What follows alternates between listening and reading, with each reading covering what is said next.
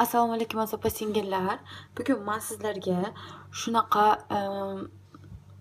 narsa to'qishni o'rgataman. Bu nima uchun kerak? Hozir shunaqa adyalalar rosa moda bo'ldi yosh bolachalar uchun, kichkina yangi tug'ilgan chaqaloqlarimiz uchun yoki xohlasalar shunaqa kichkina mandaqa to'qib yostiq qilsalaring bo'ladi. Men kichkinasini sizlar uchun to'qidim. Buni o'rganmoqchi bo'lsalaring, videoni ko'ringlar.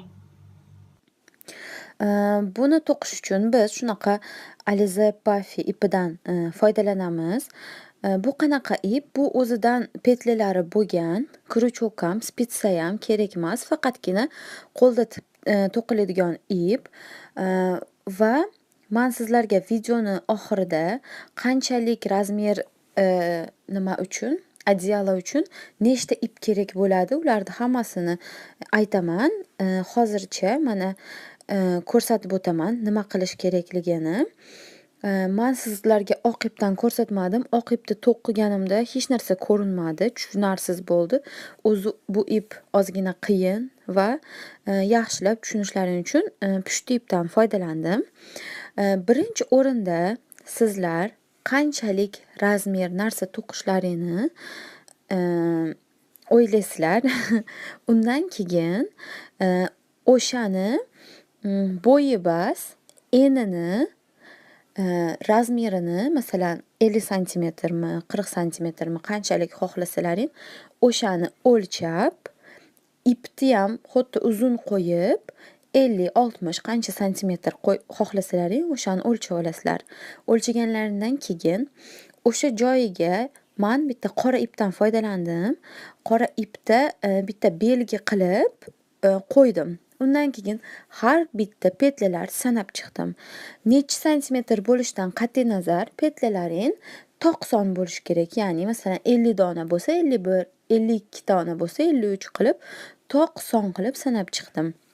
Men masalan hozir batta ko'rsatib o'tgan joyimda 21 dona petlani ajratib oldim.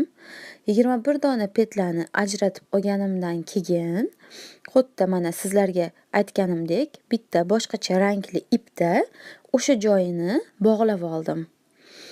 Chunki agar bog'lab olmasalaring har bir qatorida sanab chiqishga to'g'ri keladi. Shuning uchun o'zimga shunday qilib belgi qilib oldim va shu joyidan bu joyi o'rtasi bo'ladi. O'rtasi deb hisoblaganimizda mana shunday qilib petlalar qo'yib olamiz. Ya'ni birinchi sanagan joyimizni pastiga qo'yib olamiz uzun qilib va keyingi qora ip bilan qo'ygan joyimizni tepasiga, ajratgan joyimizni tepasiga qo'yib olamiz mana. Ko'rib turganingizdek, birinchi qatori to'g'risini aytaman, juda ham qiyin bo'ldi. Keyingi qatorlari shunaqa oson bo'ldi. 1 soatda tugatib qo'ydim hammasini. Mana birinchi ikkitasini oldim va ikkinchisini birinchisini ustiga qo'ydim. Mana yana bir marta ko'rsatib o'tiraman. Ikkitasini oldim va ikkinchisini birinchisini ustiga qo'ydim. Undan keyin nima qildim? Shu qora ip bilan belgilangan joyimizdan keyingi petlalarni ko'rib turganingizdek qilib petlani ichidan o'tkazdim. Mana. Boshida qiynalishingiz mumkin. Keyin shunaqa yaxshi, shunaqa oson narsa bo'ladiki, o'zingiz ham qoyil qolasiz. Mana. Shunday qilib chiqdim. Buni ishi tugadi. Endi keyingi ikkitani ham xuddi shunday qilib, ikkinchisini birinchisini ustiga qo'yib, orqasidagi yana ikkita petlani ularni ham ichidan o'tkazdim. Va shunday qilib qatorda oxirigacha har bir ikki petlani ikkinchisini birinchisini ustiga qo'yib, orqadagi petlalarni ichidan o'tkazib chiqdim. Mana boshida diqqat bilan qaraymiz, petlalarni orada yo'qotib qo'ymaslik uchun. Mana ikkita petlani ko'rsatganimdek yana oldingilarini ichidan o'tkazamiz. Man sekin judayam videoni olishga harakat qildim. Yaxshilab ko'rsatib berish uchun. Mana yana ko'rsatib o'taman. Shunday qilib qatorda oxirigacha to'qidim. Qatorda oxirida bir dona petli qoladi.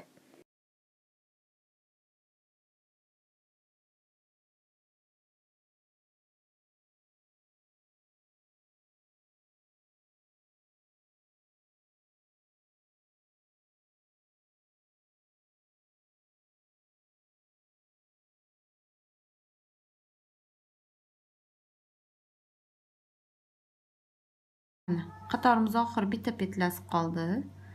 Mana battan ham bu petla o'tkazdim. Mana. Bu qatorimiz tugadi. Mana. Endi keyingi qator. Birinchi qatori bir ozgina qiyin. Mana ikkinchi qatorda nima qilamiz? Oxiri bitta qoldi, bitta o'tkazdik. Endi bu qatorda, birinchi qatorda hamma petlalarni shunday qilib qo'yib chiqdik.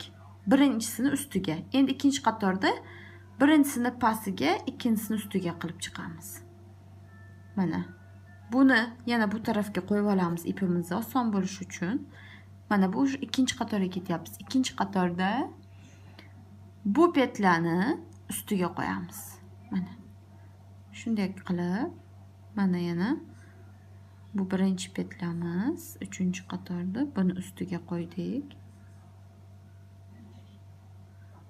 Buni yana o'tkazdik. Mana. Yaxshilab bu qatorni yaxshilab qaragandan keyin keyingi qatorlar o'z yo'liga tushib ketadi. Mana buni ham o'tkazdik. Mana 1 2. Mana keyingi qator. Buni ustiga qo'ydik.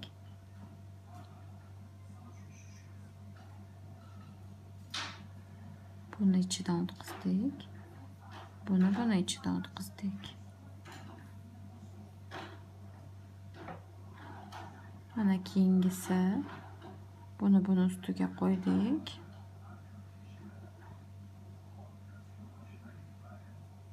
Buni ustidan. Buni ichidan. Mana ko'rib turganingizdek, ikkinchi qatorida sal bo'lsa ham nima qilayotganimiz ko'rinib turibdi. Va shunday qilib, ikkinchi qatorida, birinchi qatorida qilganimizni teskarisi har bir petlalarni ichidan o'tkazib chiqamiz. Birinchi qatorida o'ng tarafni ustiga qo'ygan bo'lsak, ikkinchi qatorida chap tarafni ustiga qo'ygandek bo'lamiz. Agar tushunsak shunday. Va har bitta qatorda bu oldingi qatorda qilganimizni teskarisini qilib davom ettirib ketamiz. Necha qator xohlasalaring shuncha qator to'qislar. Man kichkinagina qilganim uchun ipimni yetganicha to'qidim. Har bir qatorda ayni narsalar takrorlanadi, faqatgina ikkita petlani o'rnilari almashadi. Mana qizlar, shu oxiriga kelganda nima qilish sizlarga ozgina tushuntirib beraman. Endi o'zlaring xohlaganlaringcha to'qiganlaringdan keyin mana bu oxirgi petlasi deylik. Undan keyin yana shunday petlalar qoladi. Men bularni o'rtasidan qirqib chiqdim. Qirqqanim ham videosini ko'rsataman hozir. Mana qizlar, sizlarga hozir petlarni orasini qanday qilib kesishni o'rgatmoqchiman, ya'ni ko'rsatib bermoqchiman. Buning uchun petlarni orasida ingichka bir dona ipi bo'ladi. O'shani sekingina qaychida qirqqanimizda petlar shunday bo'lib ochiladi. Undan keyin mana shunday ip bo'ldi. En oxirgi kelganda mana shu petlarni tugatganimizdan keyin en oxirdagi bitta petla uchun qirqib olamiz va buni shunday qilib chiqaramiz petladaqa. Bag'ini tugatdik. Endi bu tarafdan yopib chiqamiz petlalarni. Mana shunday qilib birini ichidan o'tkazib